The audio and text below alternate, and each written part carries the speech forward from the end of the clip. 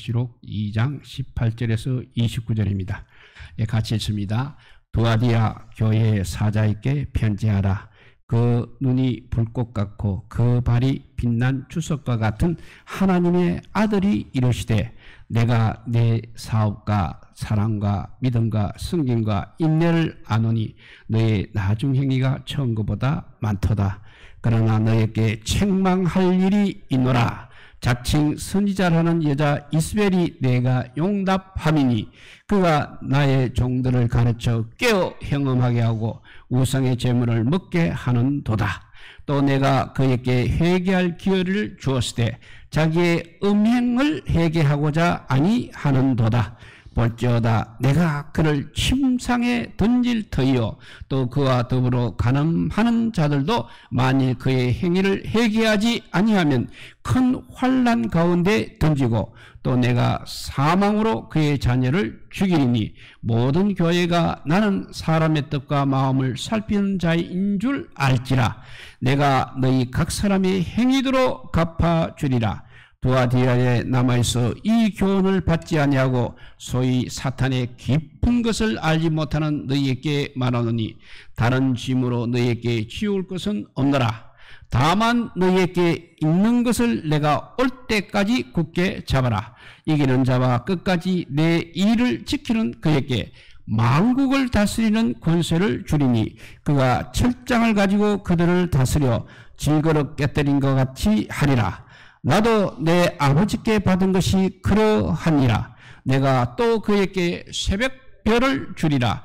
귀 있는 자는 성령이 교회들에게 하시는 말씀을 들을지어다. 아멘. 예, 오늘 18절에 보니까 주님이 두아디아 교회에 대해서 내가 너의 사업과 사랑과 믿음과 성령과 인내를 아노니 너의 나중 행위가 천국보다 많도다 라고 했습니다.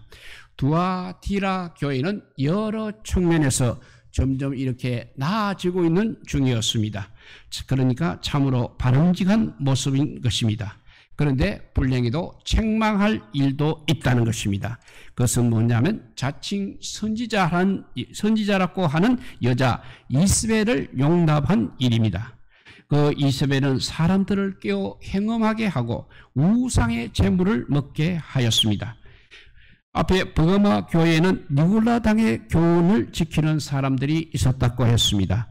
니골라 당의 교훈도 역시 같습니다. 우상의 제물을 먹게 하고 행음을 하게 하는 것이 니골라 당의 교훈이었습니다. 그러면 니골라와 이스벨이 무슨 관계가 있는 것입니까? 마귀가 예수님을 시험한 적이 있었습니다. 물론 예수님은 그 시험에 넘어가지 않으셨습니다.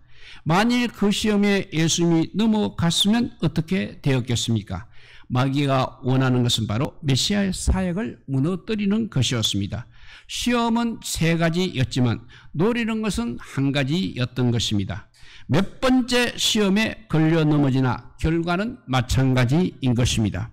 니골라와 이스벨이 그렇다는 것입니다. 성경에 자주 언급되는 범죄가 바로 이 간음이라는 죄입니다. 왜냐하면 우리가 그리스도의 신부이기 때문에 그렇습니다.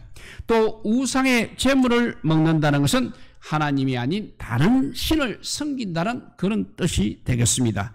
즉 신앙을 버린 대표적인 모습으로 행음과 우상의 제물을 말하고 있는 것입니다. 니골라에게 미혹이 되었든지 이사벨에게 미혹이 되었든지 결론은 똑같다는 것입니다. 오늘 본문에 나오는 행음은 육체에 대한 이야기는 아닐 것입니다. 다분히 영적인 것을 말씀하고 있는 것입니다. 요한계시록 17장에 보면 큰 음녀가 나오고 있습니다. 그 이름이 바벨론이라고 했습니다. 바벨론은 그 당시는 로마를 말하고 있는 것입니다. 읽어보면 땅의 임금들과 그와 더불어 음행하였고 땅에 사는 자들도 그 음행의 포도주에 취하였다는 구절이 있습니다. 그러니까 로마의 세속 문화에 물든 것을 이렇게 음행의 포도주에 취하였다고 표현하고 있는 것입니다. 그리스도의 신부인 우리가 이렇게 세상의 마음을 빼앗긴다면 그것이 바로 영적인 간음이라는 것입니다. 에베소 스마나는 항구 도시였습니다. 그렇지만 오늘 나오는 두아디라는 내륙에 있는 상업도시였습니다. 상인들의 동업조합이 상당히 활성화되어 있었습니다. 중세시대는 그 동업조합을 길드라고 그렇게 말했습니다. 기록에 따르면 양털이라든지 제빵, 염색, 피획, 의복, 요업, 구리세공업, 노예 거래 같은 동업조합이 있었다고 하는 것입니다. 그래서 반드시 그런 사업을 하려면 조합원으로 가입을 하여야 상업 활동을 제대로 할 수 있는 것입니다. 문제는 조합마다 섬기는 신이 따로 있었다는 사실입니다. 먼저 조합원 모임에 참가하게 되면 그것이 곧 우상 숭배가 되는 것입니다. 그리고 조합에 가입하지 않게 되면 생업의 지장이 너무나 많은 것입니다. 요즘 상황으로 말하면 취직을 하면 자동적으로 노동조합에 가입이 되는 것입니다. 그런데 그 노동조합에서는 정기적으로 고사를 지낸다는 것입니다. 고사를 지내지 않으면 또한 노조원 자격이 박탈되고 근로계약이 무효가 되는 것입니다. 이런 경우에 대체 어떻게 해야 한다는 말입니까? 술을 안 마시면 사회생활이 힘들다고 하는 사람들이 많습니다. 그 고문이 얼마나 심각한 고민인지는 모르겠습니다만 두아디라 교회 교인들이 들으면 정말 팔자 좋은 소리를 하지 말라고 할 것입니다. 두아디라 교회 교인들은 생계가 위협을 받는 상황에서 신앙과 불신앙 둘 중에 하나를 선택해야 하는 것입니다. 이런 배경에서 자칭 선지자는 여자 이스벨이 등장하고 있는 것입니다. 하나님께서 인정하는 그런 선지자가 아니라 자기 스스로 선지자 행세를 하고 있는 여자인 것입니다. 그가 구체적으로 어떤 말을 했는지는 모릅니다. 어쩌면 주님은 우리를 세상의 빛과 소금으로 부르셨습니다. 우리는 마땅히 세상 속으로 들어가야 합니다. 동업조합으로 들어가는 것이 하나님의 뜻입니다. 바울도 유대인을 만나면 유대인처럼 행하고 이방인을 만나면 이방인처럼 행하였다고 하는 말, 이 말을 이스벨도 했을 수도 있다는 것입니다. 그리고 중간중간에 하나님께서 이렇게 말씀하라고 하십니다 라든지 하나님께서 이런 감동을 주십니다 라는 말까지도 아마 했을 것입니다. 이런 예화가 있습니다. 홍기가 찬 어떤 자매가 있었습니다. 집에서는 고집을 그만 부리고 적당한 사람을 찾아서 결혼하라고 성하였습니다.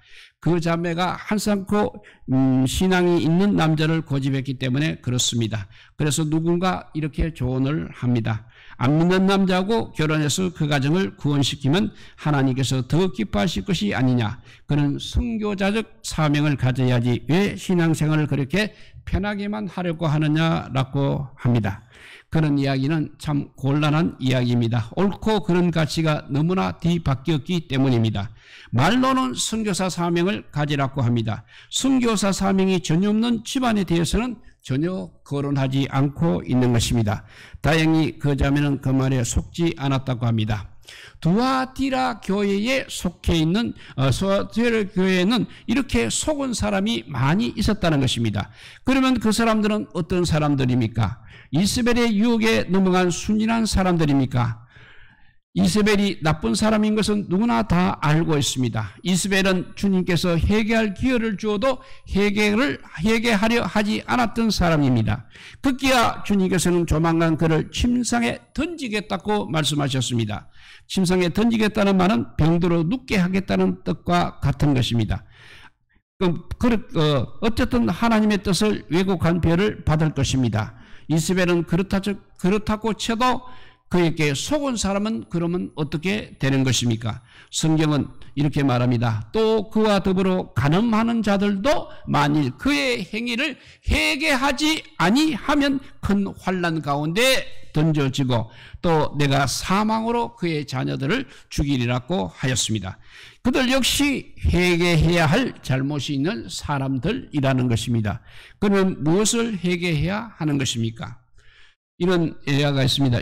김유정이 쓴 검 따는 콩밭이라는 그런 단편 소설이 있습니다. 성실하게 농사를 지으며 살아가는 농부가 이제 어떤 친구가 찾아오게 됩니다. 그 친구의 꼬들김에 빠진 이 농부는 금을 찾기 위해서 같이 콩밭을 파헤치게 되었습니다. 동네 어른들이 나무랐습니다. 그렇지만 금의 마음을 빼앗긴 농부는 아랑곳하지 않았습니다. 그런데 아무리 파헤쳐도 밭에서 금이 안 나오는 것입니다. 친구는 금 맥만 잡으면 큰 돈을 벌 수 있다며 여전히 큰 소리를 치고 있습니다. 이제 가을이 되었습니다. 농부의 아내가 불만을 이야기합니다. 생활은 점점 궁핍해지고 농부도 슬슬 불안해지기 시작합니다. 그런데 어느 날 황토가 나왔습니다. 친구는 또 그것을 금맥이라고 말합니다. 조금만 더 하면 이제 금이 나온다는 것입니다. 그리고 그날 밤 친구는 이제 일은 달아나야겠다고 혼자 중얼거립니다. 농부는 그 친구 때문에 한 해 농사를 망쳐버렸습니다. 이런 경우에 무엇을 회개해야 하는 것입니까? 친구의 말을 듣지 말았어야 했던 것입니다. 들은 것이 잘못인 것입니다. 더 큰 잘못이 또 있습니다. 허황된 욕심을 가졌다는 사실입니다. 동네 어른들 이야기는 귀담아 듣지 않으면서도 친구의 말을 귀담아 들은 이유가 무엇이겠습니까? 사람은 이렇게 아무 말이나 듣지를 않습니다. 자기가 듣고 싶은 말만 듣게 되는 것입니다. 두아디라 교회 교인들도 마찬가지라는 것입니다. 이스벨에게 미혹된 것은 마음이 거기 있었기 때문인 것입니다. 그들은 아차 내가 이스벨에게 속았구나 하고 자기 머리를 치며 대는 사람들이 아닙니다. 욕심에 밴 자기들 마음을 꺼내놓고 총의 자복을 해야 하는 사람들이라는 것입니다. 그런데 이스벨이 회개하지 않은 것처럼 그들 중에도 회개하지 않은 사람들이 있었다는 것입니다. 23절에 보면 또 내가 사망으로 그의 자녀를 죽이리니 모든 교회가 나는 사람의 뜻과 마음을 살피는 자인 줄 알지라고 했습니다. 여기서 그의 자녀는 이스벨의 실제 자녀가 아니라 이스벨의 추종자를 말하고 있는 것입니다. 이스벨을 추종하는 무리라면 당연히 회개하지 않았을 것입니다. 주님 말씀이 상당히 준엄합니다. 이세벨과 더불어 간음하는 자들이 그의 행위를 회개하지 않게 되면 큰 환난 가운데 던져진다고 하였습니다. 또 이스벨의 추종자들을 사망으로 다스리겠다고 했습니다. 그런데 그 다음에 나오는 말이 좀 이상한 말입니다. 모든 교회가 나는 사람의 뜻과 마음을 살피는 자인 줄 알지라고 했습니다. 모든 교회가 나는 그들의 죄된 행위를 미워하는 자들인 줄 알지라가 아닙니다. 유진 피터슨의 메시지 성경에는 이 부분을 이렇게 말하고 있습니다. 내가 겉모습에 감동받지 않았다는 것을 온 교회가 알게 될 것이다. 이렇게 메시지 성경은 말하고 있습니다. 주님은 이세벨을 용납한 그들의 행위를 벌하지 않았습니다. 이세벨을 용납한 그들의 뜻과 마음을 벌하셨다는 것입니다. 그들 역시 겉으로는 주님을 섬기고 있었습니다. 그런데 주님은 거기에 속지 않으신다는 것입니다. 주님은 두아디라 교회에 대해서 그 눈이 불꽃 같고 그 발이 주석 같은 그 발이 빛난 주석 같은 하나님의 아들이라고 자신을 소개하고 있습니다. 눈이 불꽃 같다는 것은 주님 앞에서는 모든 것이 다 드러난다는 그런 뜻입니다. 또 발이 빛난 주석 같다는 것은 바로 심판을 상징하고 있는 것입니다. 우리 주님에게는 감출 것이 아무것도 없다는 것입니다. 사람의 눈에 보이지 않는 것이라고 해서 심판의 대상에서 외가 되는 것은 아니라는 것입니다. 사람의 눈에는 겉모습밖에 보이지를 않는 것입니다. 겉으로 모양이 같으면 같은 평가를 받게 되는 것입니다. 하지만 우리 주님 앞에서는 그런 이야기가 통하지 않는다는 것입니다. 주님은 똑같은 행위라도 다르게 평가를 하신다는 것입니다. 요즘 맞벌이를 하는 가정들이 많아졌습니다. 예전에는 그렇지 않았습니다. 전업주부가 오히려 일반적이었습니다. 그리고 대부분의 교회는 그래서 여자들이 많이 있었습니다. 돈은 남자들이 벌어옵니다. 그런데 교회는 여자들만 다니고 있습니다. 그래서 11조를 하는 것이 굉장히 어렵다는 것입니다. 자기가 벌어온 돈의 10분의 1을 꼬박꼬박 교회에 헌금하는 것을 용납할 불신자 남편이 얼마나 되겠느냐 하는 것입니다. 괜히 11조 이야기를 꺼내었다가 교회를 다니지 마라 하는 소리까지 듣기가 십상이었던 것입니다. 남편 때문에 11조를 못한다는 말을 많이 그때는 했습니다. 하지만 그 사실이 얼마나 안타까워하는지는 사람마다 달랐다는 사실입니다. 몇 가지로 구분해보면 정말로 11조를 못 내는 것을 안타까워하는 사람이 있었습니다. 그런데 대충 안타까워하는 사람도 있었다는 것입니다. 그리고 말로만 안타까워하는 사람도 있었던 것입니다. 어쩌면 그 사실을 은근히 즐기는 사람도 있을 수 있었다는 것입니다. 그러니까 나타난 행위는 같습니다. 그런데 그 내용이 이렇게 너무나 다르다는 것입니다.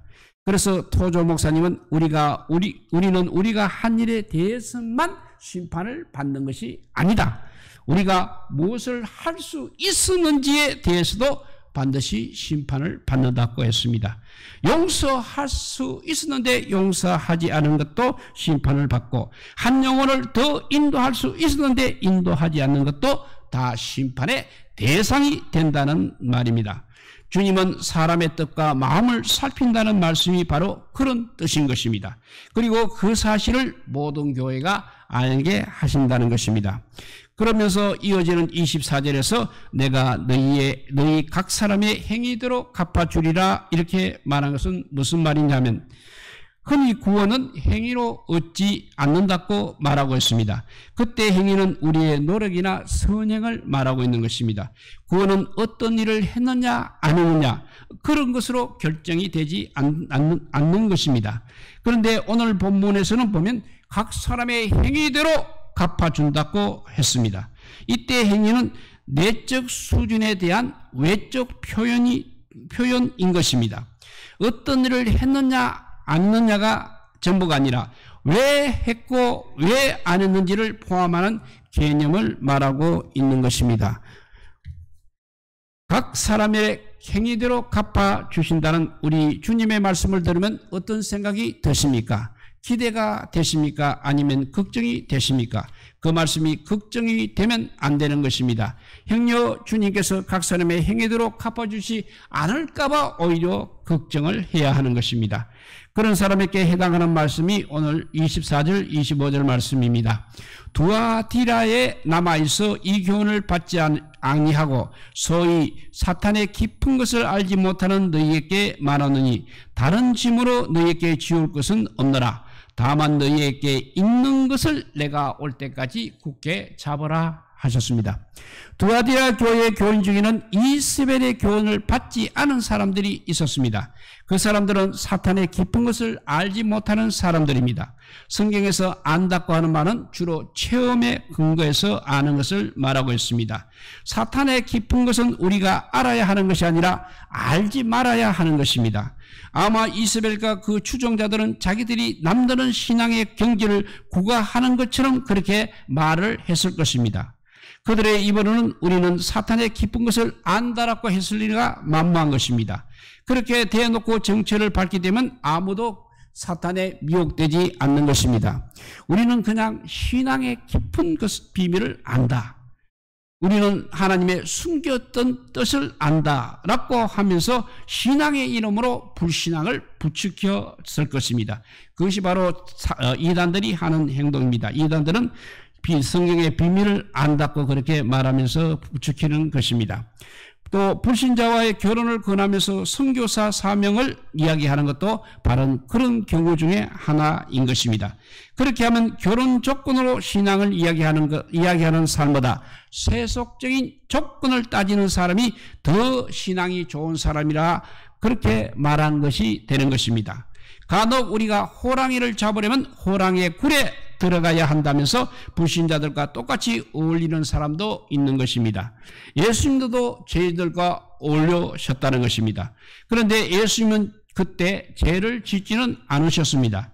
호랑이의 굴에 들어가서 호랑이를 잡고 싶은 것인지 호랑이와 놀고 싶은 것인지는 반드시 구분해야 하는 것입니다. 주님께서는 그들을 신앙의 깊은 비밀을 아는 사람으로 인정하지 않습니다. 사탄과 오히려 깊은 교제를 나누는 사람이라고 말씀하고 있는 것입니다. 사탄의 깊은 것을 알지 못하는 사람들에게 다른 질문은 지울 것이 없다고 했습니다. 왜냐하면 이미 짐을 지고 있다는 뜻입니다. 그 짐이 어떤 짐입니까? 사탄의 깊은 것을 알지 못하는 짐입니다. 이스라엘의 교훈을 거부하는 것 자체를 짐을 지고 있는 것으로 말씀하고 있습니다. 모두 예하고 할 때 혼자 아니오라고 하는 것은 결코 쉬운 일은 아니라는 것입니다. 두아디아 교회에 그런 사람들이 있었습니다. 그러면 그것으로 족하다는 것입니다. 우리가 이 세상에 해야 할 단 한 가지 일이 있다면 불신앙과 절대 타협하지 않는 것입니다. 주님께서는 더 이상 다른 것을 요구하지 않으십니다. 너희에게 있는 것을 내가 올 때까지 굳게 잡으라고 하는 것이 우리 주님의 당부의 말씀입니다. 우리에게 없는 것을 잡을 생각을 하지 말고 있는 것을 잡고 있으면 된다는 것입니다. 우리는 우리가 모르는 것을 새롭게 알아야 하는 그런 사람들이 아닙니다. 우리가 알고 있는 것을 굳게 잡아야 하는 사람들인 것입니다. 예를 들면 하나님을 사랑해야 한다. 세상 풍조를 따르지 말아야 한다. 이 말을 모르는 사람이 어디에 있겠습니까? 신앙생활을 잘하기 위하여 필요한 것은 남들이 모르는 어떤 오묘한 비밀을 아는 것이 아니라는 것입니다. 누군가 그런 이야기를 하게 되면 그것이 바로 사탄의 깊은 것임을 우리가 알아야 한다는 이야기가 되겠습니다. 20절 마지막에 가서는 이기는 자와 끝까지 내 일을 지키는 그에게 만국을 다스리는 권세를 주겠다고 하셨습니다. 이기는 자가 따로 있고 끝까지 주님의 일을 지키는 자가 따로 있는 것이 아닌 것입니다. 같은 내용을 다른 말로 이렇게 반복하는 것은 히브리인들이 즐기는 표현법입니다. 특히 내 일을 지킨다는 이 말은 이세벨의 일을 지키는 자들을 염두에 둔 표현이라 할 수 있겠습니다. 이세벨의 일을 지키는 자들이 이기는 자들이 아니라는 것입니다. 주님의 일을 지키는 자가 바로 이기는 자인 것입니다. 그런 사람은 철장을 가지고 그들을 다스려 질그릇을 깨뜨린 것 같이 할 것입니다. 지금은 이세벨을 용납하지 않는 일이 오히려 어렵습니다. 겨우 그 짐을 감당하고 있습니다. 하지만 조만간 새 몽둥이로 질그릇을 부수는 것처럼 시원하게 그들을 부술 날이 반드시 올 것입니다. 그때는 정말 상상만 해도 통쾌한 것입니다. 그것이 전부가 아니라는 것입니다. 우리 주님께서는 새벽별을 주신다고 하셨습니다. 22장 16절에 의하면 새벽별이 바로 예수님이십니다. 예수님이 우리에게 주기를 원하는 것은 바로 예수님 자신인 것입니다. 이스라엘이 가나안에 들어갔을 때 각 지파별로 땅을 제비 뽑았습니다. 그때 레위 지파는 땅을 분배받지 못했습니다. 하나님이 바로 그들의 분기시기 때문에 그렇습니다. 다른 지파들은 양도 기르고 포도도 재배해서 먹고 살고 있습니다. 그렇지만 레위인들은 그런 일을 하지 말고 거룩한 일만 하면서 살라는 그런 뜻은 아닙니다. 하나님이 이스라엘의 분기시라는 사실을 레위 지파를 통해서 보여주시고 그렇게 하신 것입니다. 할례는 몸의 일부에 행합니다만 할례의 표지가 있는 사람은 하나님의 백성인과 같은 원리라 하겠습니다. 이스라엘은 레위 지파를 보면서 자기들의 기업이 오직 하나님임을 알아야 했던 것입니다. 우리가 이 세상에서 신앙을 지키는 유일한 보상은 바로 예수님이십니다. 다른 보상이 우리에게 있을 수 없는 것입니다. 마지막까지 이스벨의 그 교훈에 빠지지 않고 주님께서 하라는 그 말씀대로 순종하여서 하나님의 사람이 다 되시기를, 하나님이 우리에게 주기를 원하는 것은 예수님 자신이라는 것을 생각하고 늘 예수님을 바라보는 우리 모두가 되시기를 주님의 이름으로 축복드립니다. 기도하겠습니다. 사랑의 하나님 감사합니다. 세상에는 아버지요, 우리가 알지 못한 것을 아는 것을 굉장하게 생각하고 있습니다. 주님께서 하신 말씀만 생각하면 그것도 벅찬데 오묘한 것까지 알게 하려고 유혹하는 자들이 바로 이스벨과 같은 가짜 선지자인 것입니다. 우리가 그것을 구별할 수 있는 능력을 허락하여 주시옵소서.